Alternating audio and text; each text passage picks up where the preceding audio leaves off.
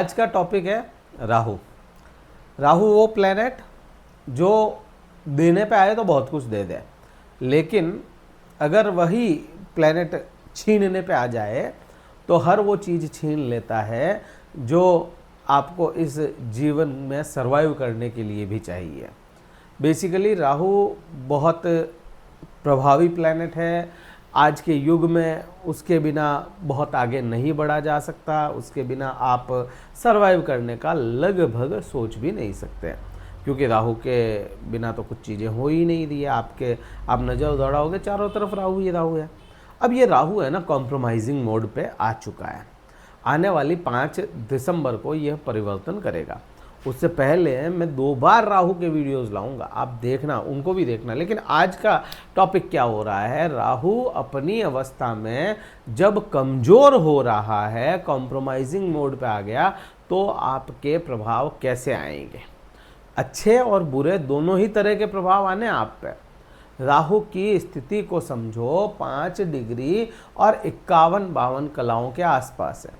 अपने पास में 5 दिसंबर तक का समय है ना, तो महीने 3 ही है राहु के पास में, और अपने पास में इस भाव से, इस राहु से, इस जगह पे फ़ायदा उठाने का, फ़ायदा उठाना ही बोल रहा हूँ मैं, क्योंकि राहु खुद फ़ायदा उठाने वाला प्लैनेट है।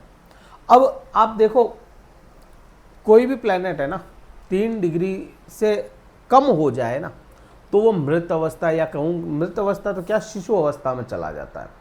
शिशु अवस्था वो अवस्था है जहाँ पे प्रभाव नहीं देता, और शिशु अवस्था मतलब 3 डिग्री से लेकर के 6 डिग्री तक वो बाल अवस्था हो गई। बाल अवस्था में वह कॉम्प्रोमाइजिंग मोड पे रहता है। अब यहाँ पे आपको प्रभाव क्या आएंगे, ये सारे मोड वगैरह छोड़ देते हैं, प्रभाव को समझते हैं। राहु 5वें भाव में क्या प्रभाव लाएगा।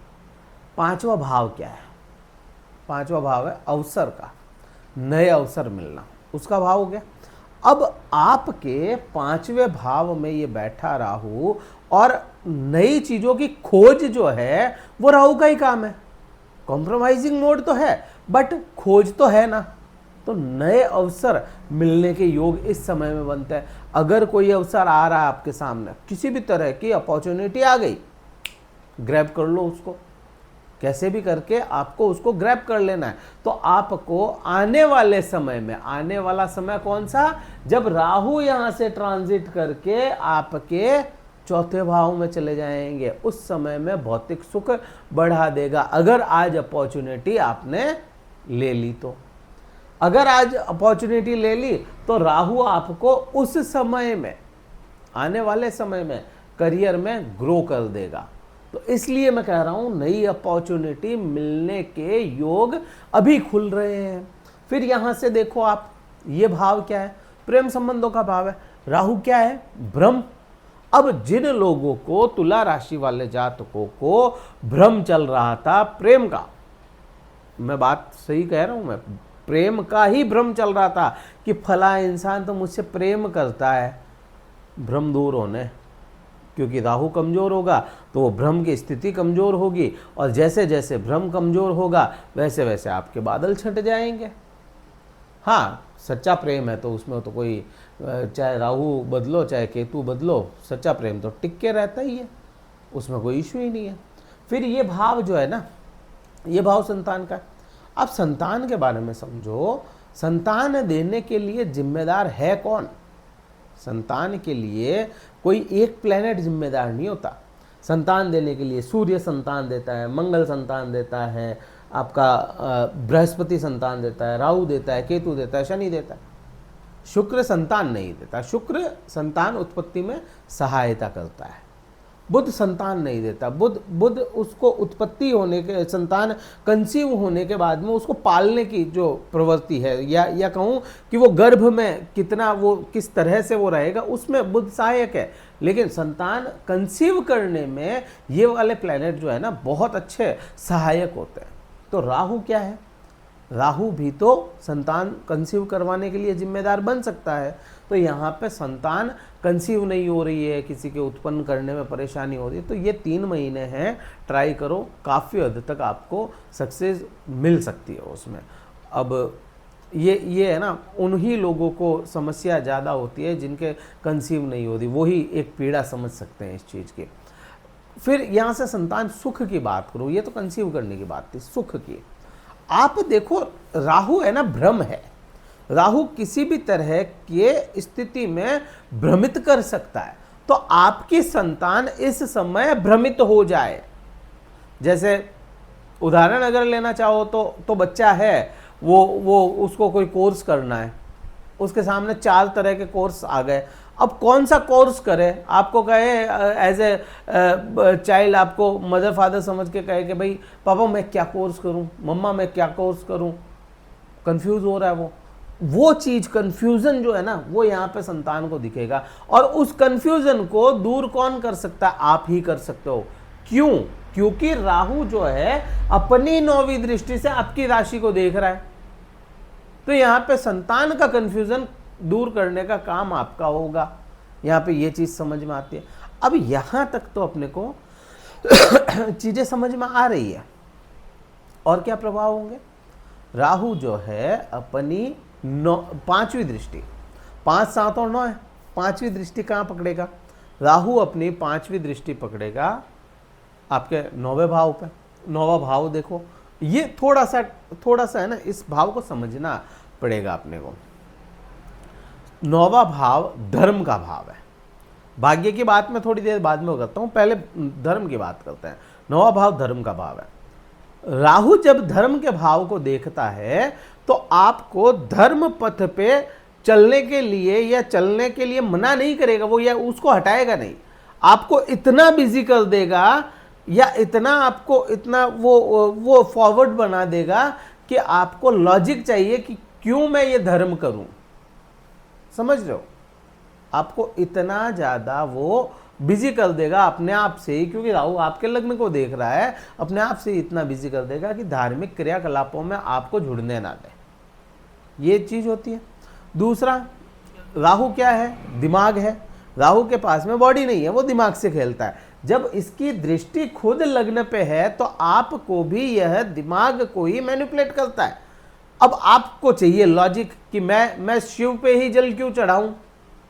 अब आपको कोई बताए कि भाई शिव पे जल चढ़ाने से ये फायदा है या ये रीजन की वजह से अपन शिव पे जल चढ़ाएंगे तो अपने को ये बेनिफिट है, तो फिर आप करोगे। ये राहु इस टाइप से लॉजिक मांगता है, लॉजिकल बना देगा। धर्म में भी लॉजिक ढूंढोगे, यहाँ पे ये चीज है। हाँ, यहाँ पे ये नहीं कहता कि अधर्मी हो जाओगे या धर्म को नहीं मानने वाले बन जाओ, नो, लॉजिकल बनाएगा। फिर यहाँ से आप देखो राहु जो है 9वें भाव को देखता है ना, तो 9वें भाव को राहु देख रहा है, मीन्स आपके 3रे भाव को केतु देख रहा है। 9वां भाव कब जागृत होगा? भाग्य कब जागृत होगा? जब इंसान कोई भी अपनी मेहनत करेगा।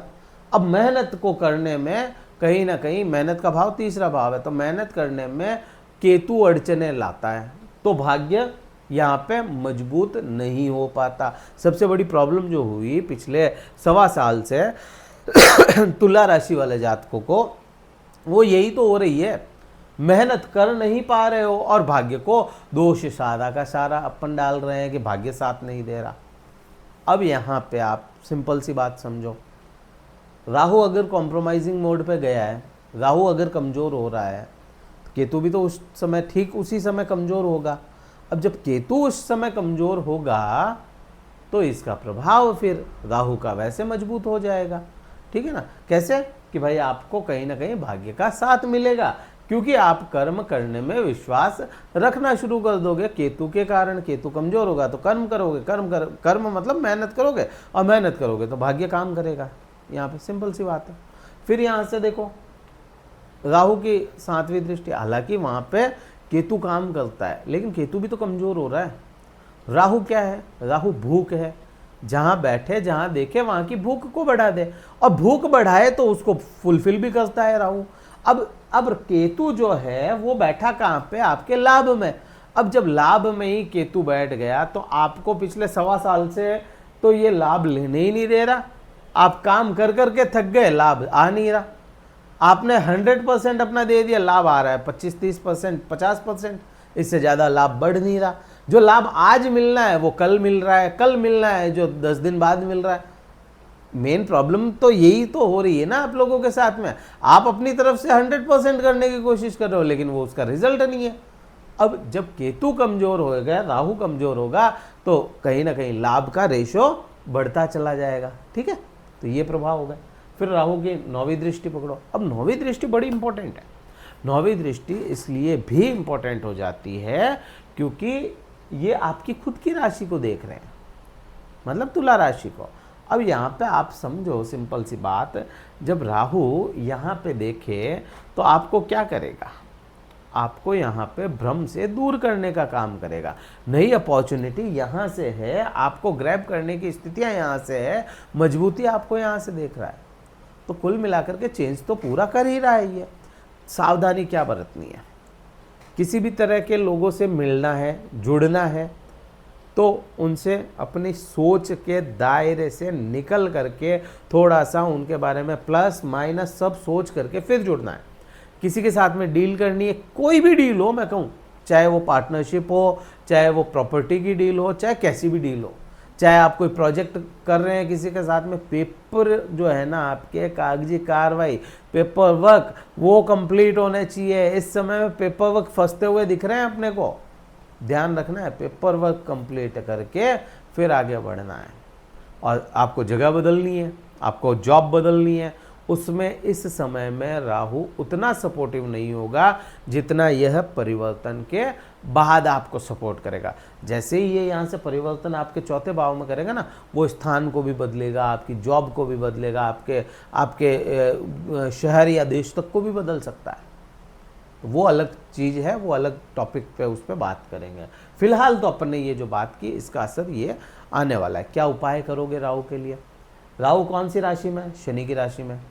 ठीक है, राहु किस नक्षत्र में है? अभी धनिष्ठा नक्षत्र में, मतलब मंगल के नक्षत्र में। अब इन सब के लिए मैं एक चीज़ समझता हूँ, हनुमान चालीसा का पाठ करना इस समय आपको अच्छे परिणाम देगा। हनुमान मंदिर में जाएं और चमेली के तेल का दीपक लगाएं और अपने कर्मों की क्षमा याचना मांगे हनुमान जी से। जो भी गलत कर्म हमारे से जाने अनजाने हुए, उसकी क्षमा हमें चाहिए, ये आप कर लीजिए बस, और कुछ भी नहीं। थोड़ा सा हम्बल रहने की कोशिश करना, बाकी कुछ भी नहीं है। ये वीडियो कहीं ठीक लगे लाइक करना, शेयर करना, सब्सक्राइब करना चैनल को। और अगर कुंडली विश्लेषण करवाना है, डिस्क्रिप्शन में कार्यालय का नंबर है, पेड कंसल्टेशन होता है, 1 to 1 मुझसे बात कर पाओगे अपने चार्ट के बारे में। ठीक है, तो पहले ही स्लॉट बुक करवा के फिर बात करना। इस वीडियो में इतना ही था। जय हिंद, वंदे मातरम, भारत माता की जय।